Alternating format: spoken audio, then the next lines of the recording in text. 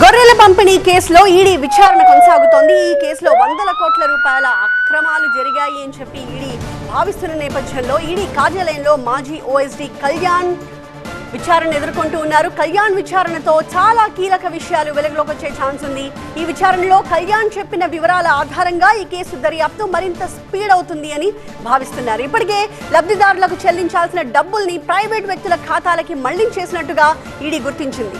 రైతులకు చెల్లించాల్సిన 2,10,00,000 రూపాయలు అప్పటి సీఈఓ రామ్ చందర్తో కలిసి కళ్యాణి పంచుకున్నట్టు ఈడీ గుర్తించింది.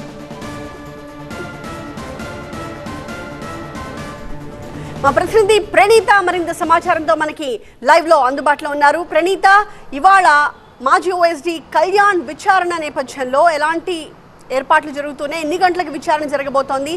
ప్రధానంగా ఫోకస్ చేయబోయే కీలకమైన అంశాలేంటి?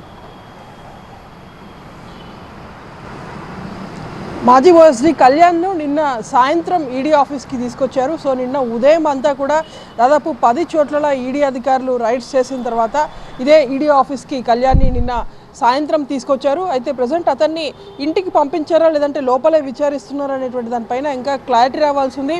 రాత్రి 11 గంటల వరకు మాత్రం కళ్యాణ్ను ఇదే ఈడీ కార్యాలయంలో విచారించారు. సో ప్రజెంట్ అతన్ని రాత్రి ఇంటికి పంపించారా లేదా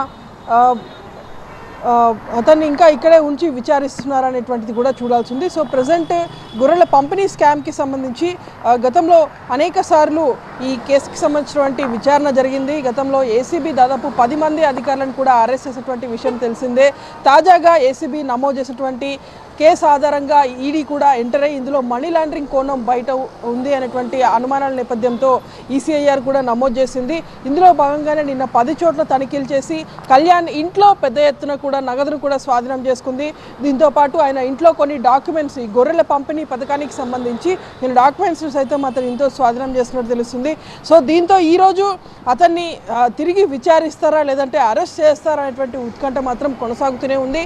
నిన్న సాయంత్రం 4 గంటలకి కళ్యాణ్ ఈడీ ఆఫీస్కి తీసుకొచ్చారు. ప్రజెంట్ ఆయన ఇంకా ఇక్కడనే ఉండి ఈడీ అధికారులు అతన్ని విచారిస్తున్నట్టు తెలుస్తుంది.